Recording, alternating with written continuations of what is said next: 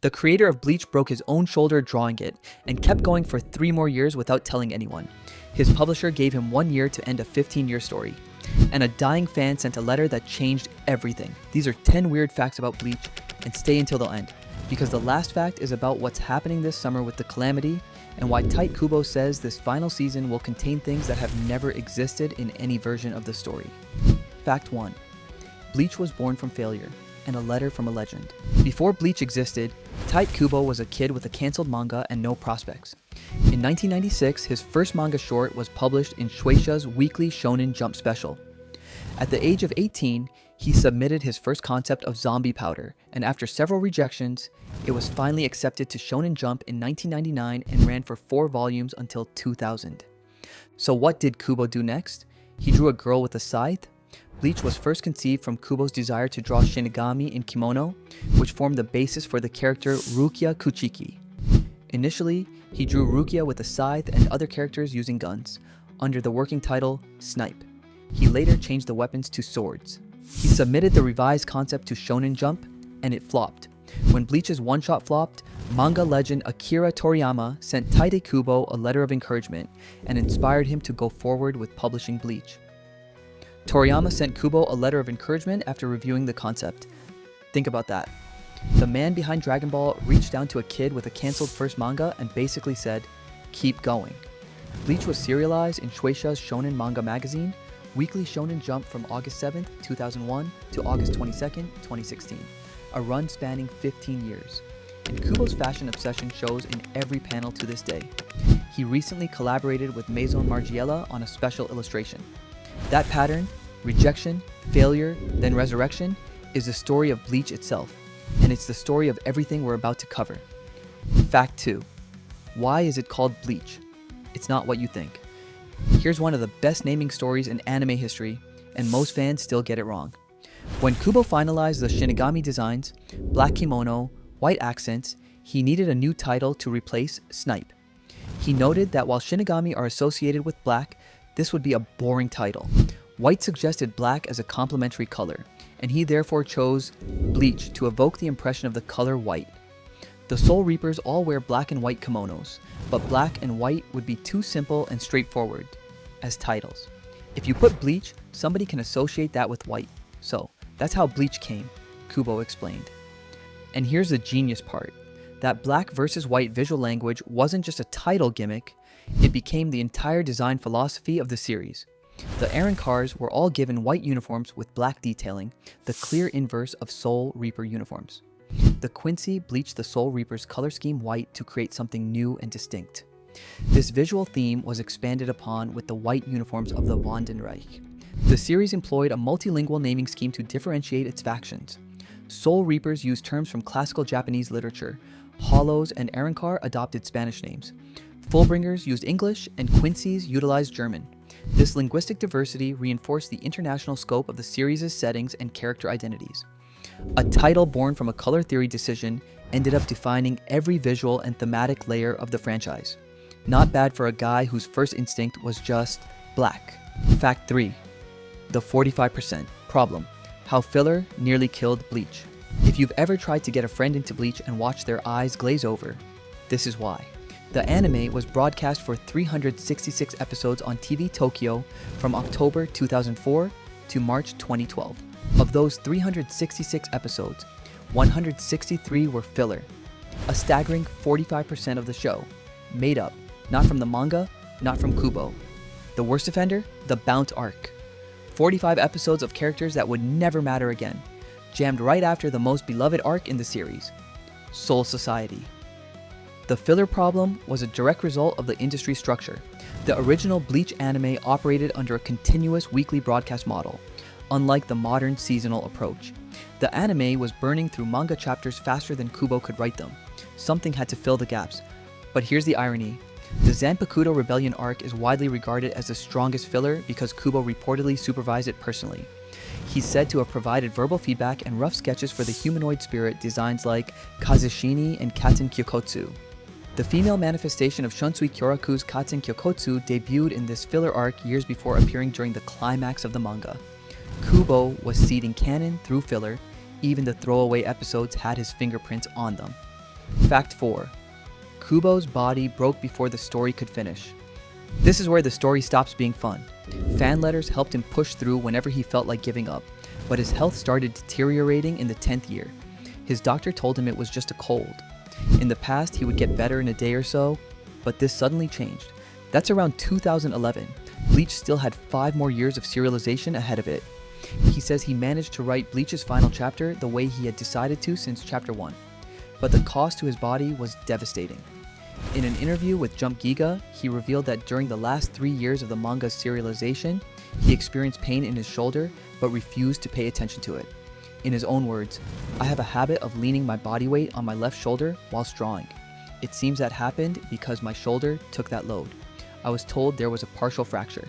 I have a habit of leaning my body weight on my left shoulder whilst drawing. I was told there was a partial fracture." Tite Kubo. He would remain bedridden for a week. Whenever Jump magazine would have a double issue, he would stay in bed the entire week to rest. Whenever he thought he was better, he would get a cold again. Basically an endless cycle. He felt pathetic and he felt that he was failing as a mangaka. Think about the timeline. His shoulder was fracturing. He was bedridden for weeks at a time, and he kept drawing for 3 more years because he owed it to the story. That's not stubbornness. That's a creator fighting for the thing he built with everything he had left. And during this exact stretch, while Kubo was questioning whether he could even continue, something arrived that changed his entire trajectory. Fact 5. The dying fan who kept Bleach alive. He thought about this every single day. Should he really continue the series? Should he stop? But the story was only halfway finished. What should he do? How should he end it? On a certain day, he got one fan letter with no name and address on it. The letter was from a sick boy. His medicine had stopped working for him and he was hospitalized and bedridden.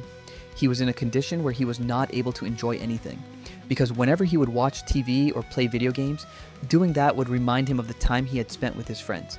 He was aware that his disease was not curable and he wanted to die right away. He was told to please live the days he had left. 18 months. The boy wrote that he had decided to immerse himself in the world of manga as a way to enjoy his last days. He read various manga and ended up discovering Bleach. The thought of wanting to read the next volume of Bleach was the first time since his hospitalization that he had thought about tomorrow. Bleach changed his world. Bleach gave him life again. The boy had asked this letter to be sent after his death. In other words, the boy had already passed on. The letter ended with the words, "Kubo-sensei, I have one final request. Please draw Bleach the way you want to draw it, right until its conclusion. That's what I want to read. Anonymous fan."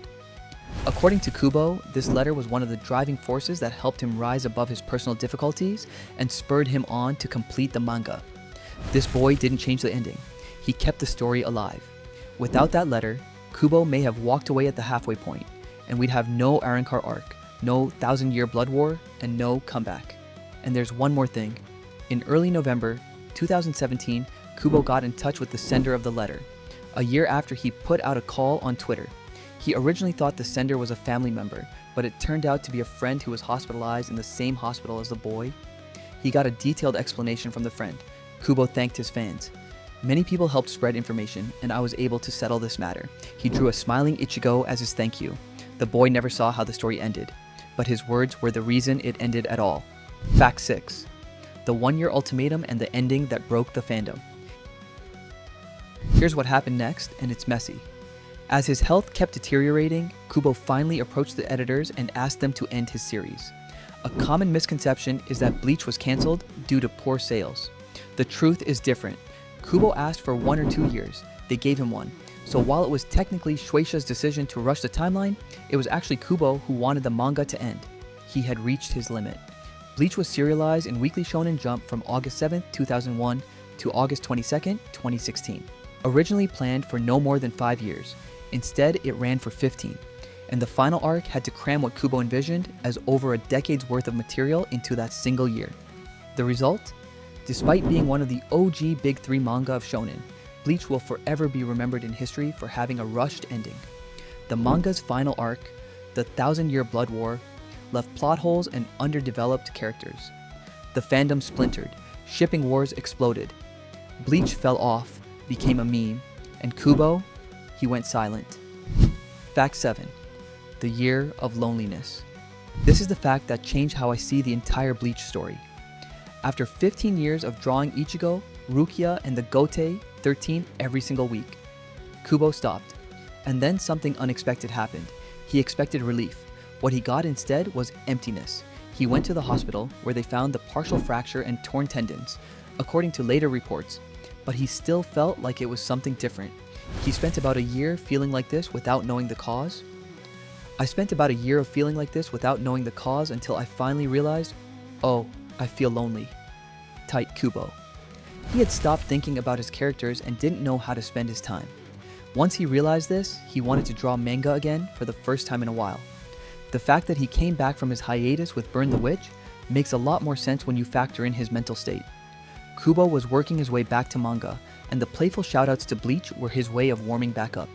The man didn't just miss his career, he missed his characters, like they were friends who'd moved away. Fact 8. The voice of Ichigo was terrified to come back. While Kubo was processing his loneliness, someone else was navigating the decade-long silence. Masakazu Morita, who has voiced Ichigo Kurosaki since 2004. Masakazu Morita was born on October 21st, 1972. He was 31 years old when the original Bleach anime started airing in 2004. By the time Thousand Year Blood War premiered in 2022, he was about to turn 50.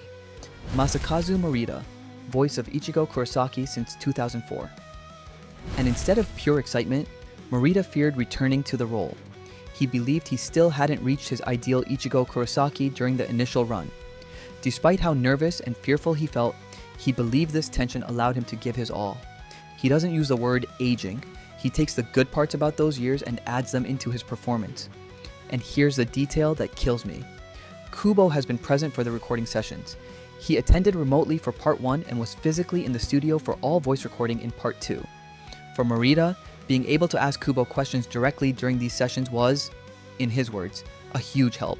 But Morita's dedication to the role carries a weight that most fans don't know about. In 2013, he confessed on his Twitter page that he was in a critical situation at one point, wavering between life and death due to anaphylactic shock. He said he had almost died 3 times due to anaphylactic shock, myocardial infarction, and side effects. He was in a very dangerous state, but thanks to the efforts of doctors, he recovered. 20 years. The same voice. A creator and his actor both nearly broken by their respective battles, reunited in a recording booth after a decade apart. That's not just production, that's family. Fact 9. The greatest comeback in anime history. March 2020, in the middle of a global pandemic, Bleach makes an announcement. In March 2020, it was announced that the manga's final story arc, Thousand Year Blood War, would receive an anime adaptation. The internet lost its mind, but people were skeptical. This was the franchise that had been mocked for a decade, the laughingstock of the anime community for 10 years, receiving hundreds of negative videos and posts online with a very damaged reputation. Then, October 10th, 2022 happened. The first episode dropped, and it was met with universal praise. Audiences were blown away by the directing and animation. The anime production studio has been working closely with Kubo to revamp the ending into something more satisfying. Tite Kubo himself shared the update, so fans can expect great things to come. The anime has incorporated new scenes, revealed new Bankai releases, and expanded upon content glossed over in the manga. 10 years of silence, 1 core of episodes, and the entire narrative around Bleach flipped overnight, from punchline to anime of the year. Fact 10. The Calamity is Kubo's second chance, and it's weeks away. Here's why we saved this one for last. The 4th and final core, subtitled The Calamity, is set to premiere in July 2026. And Fathom Entertainment and Viz Media will bring episodes 1 to 3 to US theaters nationwide for a limited theatrical premiere from June 25th to 29th, 2026. But the premiere isn't the real story. The real story is what Kubo is doing with this final stretch. Kubo promised that the 4th core will feature even more never-before-seen material. Episodes that are entirely anime original are now inevitable, no longer just a possibility. He specifically highlighted additional scenes involving Toshiro Hitsugaya and Gerard Valkyrie that never appeared in the manga. The 4th core will feature even more never-before-seen material. Tite Kubo. The Calamity has already finished storyboards and voice recording is well beyond the halfway point. With only about 24 chapters of manga left to adapt, fans are expecting copious amounts of new content designed to fix the manga's rushed ending. Kubo is said to be working especially closely with Studio Pierrot on Part 4. The theatrical screening will also feature an exclusive behind-the-scenes conversation with creator Tite Kubo and directors Tomohisa Taguchi and Hikaru Murata. This is the story coming full circle. A creator whose body fractured under the weight of his own pen, getting one more chance, a decade later with better health, better tools, and the full weight of a comeback behind him. The ending Bleach always deserved, finally being written by the man who always wanted to write it. The Calamity isn't just a final season, it's a vindication. Bleach was never the smoothest ride. It had filler problems, a rushed ending, and a decade where the world wrote it off. But the reason it survived all of that, the reason it's about to fill movie theaters this summer, is because at its core, there's a story about a kid who protects the people he loves, created by a man who nearly broke himself doing the same thing for his readers. Tell us, what's your most anticipated moment for the Calamity? Is it the final Ichigo versus Yhwach clash? Aizen's Bankai? Drop it in the comments. Like the video, subscribe, and we'll keep digging into anime like this. Next week, 10 weird facts about Jujutsu Kaisen, including why Gege Akutami almost quit before it started.